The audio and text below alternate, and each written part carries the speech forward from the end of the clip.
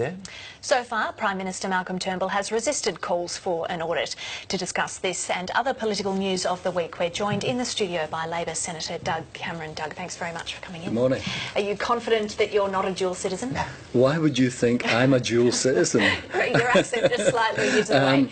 I'm not a dual citizen. The Labour Party were quite professional in terms of ensuring that I gave up my British citizenship. What did you have to do? Firstly, the National Secretariat said to me, you must get rid of any British citizenship. They told me how I go about it. I filled a form in. I paid about $600 or $700 at the time, put the form in. They came back and said within 3 months we'll consider this. And within, I think, about 6 weeks, it came back to say I had rescinded my citizenship. It was easy. Can you give evidence of those documents, and why wouldn't you show the proof of that? I certainly can give evidence, and I'm happy to do that in Parliament. I'm certainly not prepared to take up the threat that was given to me by News Limited and the Sydney Morning Herald that if you don't give us evidence, then we will publish that you're a dual citizen. I'm not going to be intimidated like that. And from Rupert Murdoch, of all people, who gave up their citizenship, that's not on. So I'm happy. I'm accountable to Parliament, accountable to the Australian people, and that I'll do that, no problem. What's going on behind the scenes? Is the Labor Party conducting an audit, if you like? Certainly that's the call that's been made. Are you doing that on the quiet? No, there's no need for an audit. The audit was done prior to every Labour parliamentarian entering Parliament. Extremely professional National Secretariat, extremely professional approach to this. I'm highly confident every Labour member is entitled to be sitting in Parliament. The Greens are moving to set up a committee to force senators to prove they're not dual citizens when the Senate next sits. So you're not likely to be agreeing with that move then? Well, I mean, the Greens, imagine them telling anyone how you deal with citizenship when they lose two of their deputy leaders. I mean, they've got no credibility in this. Labour, Bill Shorten has put forward a proposal. We'll work with the Prime Minister. He should show some backbone. He should show some leadership, and we can fix this. The public are demanding that people give details, and we'll do it. Can you just outline that proposal that Bill Shorten has come up with, exactly how that would work and what he's proposing for the Prime Minister? Well, what he's saying is that he'll sit down. He's saying we're not going to be fixed on any detail. We'll work through with you something that satisfies the Australian Parliament, something that satisfies the Australian public. That's the important thing here. We're not going to tell Malcolm Turnbull how to do it, but we are saying we should both come together and put proposals up that satisfy the Australian public. You say satisfy the Australian public. Wouldn't an official audit do that? Because surely this confusion and uncertainty is eroding the confidence in the Parliament. Well, you don't need an official audit. I made a public declaration before I stood for Parliament. I've gone through the process. I can show you I can show Parliament my rescission of my British citizenship. It's easy. It's not a big deal. And Malcolm Turnbull just needs to stand up to his backbench and his ministers and say this is what's going to happen. A bit of leadership would be good here from him. Does the Constitution need to be amended? No. Absolutely not. I think there's more important things that need to be changed in the Constitution before you start dealing with this citizenship issue. It's easily done. Any parliamentarian, any would-be parliamentarian can fix this issue extremly easily. Give us a sense of what the mood is like in Canberra at the moment, given the mayhem that this has caused. I think there's a despondency amongst the coalition. I think we are very confident of our position. I think there's a despondency that they have got a leader who is just not showing any ticker, any backbone, any capacity to lead effectively, and there is a despondency amongst the coalition members that I talk to. So you're confident that, you say you're confident of your status. What about, are you confident of the status of the rest of the Labor Party? Absolutely. I think I've just gone through the process that I've gone through, actually twice. I had to go through it twice. I couldn't understand why, but now I know, at the time, but now I know why the National Secretariat is so focused on ensuring that you don't have dual citizenship. Doug Cameron, let's move to the issue of Manus Island, with those men still remaining in the centre. We heard those inflammatory comments from the Greens yesterday, essentially calling the Immigration Minister a terrorist over his handling of this situation. What should be done with those men that remain there and refuse to leave? Well, I think this again is a failure of leadership from Malcolm Turnbull. He's been there now, this is in his 5th year in a leadership position in the coalition. He could have easily, and the coalition could easily have done the Bali process, worked through with our neighbours about how we deal with this issue, done international agreements to get people off that island. Is the New Zealand offer of taking 150 invalid, do you think? Absolutely, and if Malcolm Turnbull does not accept that today, it shows that this is about different. This is more a political issue than a humanitarian issue from the coalition. Well, Malcolm Turnbull makes the point that it could encourage people smugglers, that any chance of a hope of perhaps ending up in New Zealand would encourage that trade. Do you reject that? Yeah, I don't agree with that. We've heard so much about how efficient we are about turning boats back, and we agree with that, provided it can be done safely. We don't want people killed in the high seas.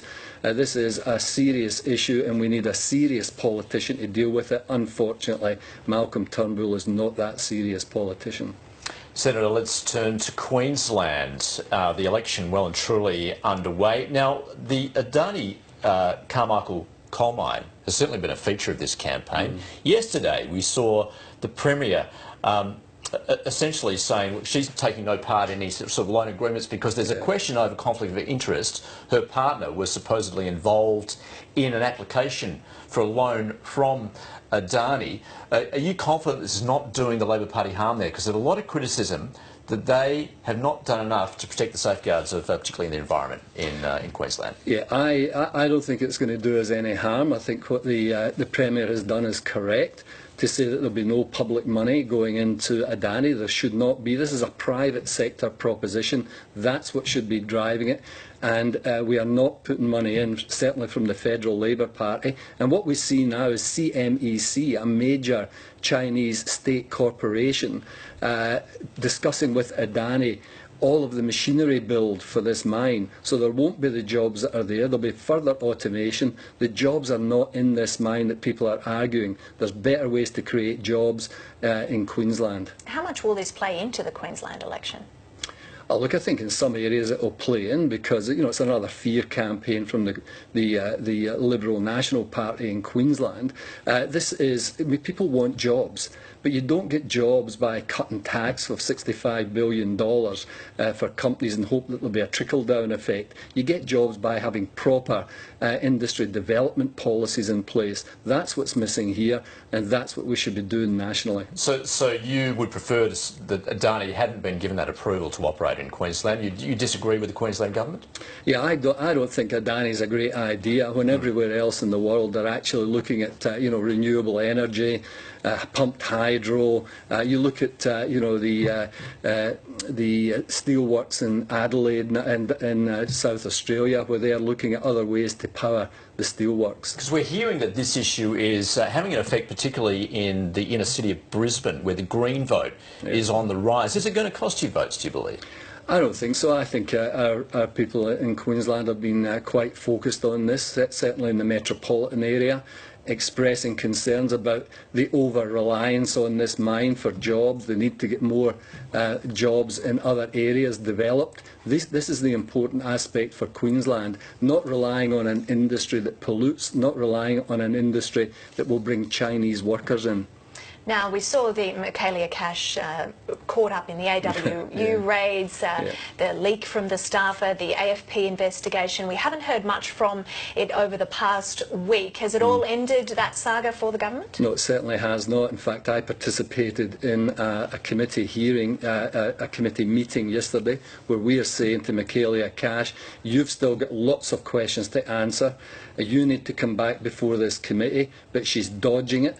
She's not made herself available until December, about the 7th or 8th of December. So she's hiding, she's on the run on this. There are huge questions to be asked on this, and she should front up to that committee. What about the reasons for the raids in the first place? There are still some questions to answer there, aren't there? Oh, well, certainly questions from why Michaelia Cash would look at such a small issue and you know, cut the federal police loose on a union to provide some minutes of a meeting. You know, when we can't get to the federal police to do their job because of lack of resources. This is a nonsense. But is there enough transparency? Yes, there's transparency there, and the AWU have indicated that they are prepared to be transparent. But when you send the federal police into raid, this is becomes a political issue and not an issue of transparency. Doug Cameron, you're the Shadow Minister for Housing. Yeah. Affordability is clearly still an issue. Are you taking some comfort in? There are signs, certainly on the East Coast, that prices may be cooling. Is there any relief in sight, you believe, particularly for first-home buyers? I think it's still going to be pretty tough for first-home buyers for a long time to come. You need to deal with capital gains tax. You need to deal with negative gearing. You need to deal with foreign investment. These are issues that this government has not been prepared to deal with.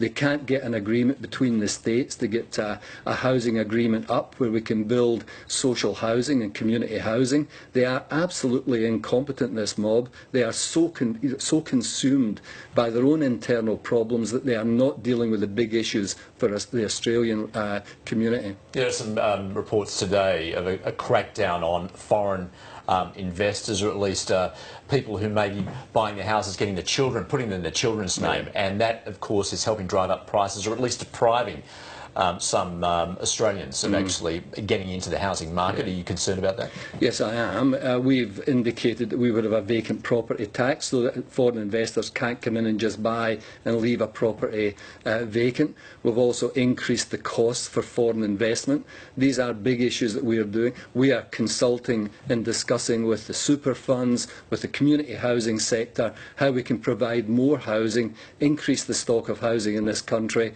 and if you don't increase the stock, prices are going to be maintained at a very high level. Senator Doug Cameron, thanks very much for coming in and chatting. Thank you.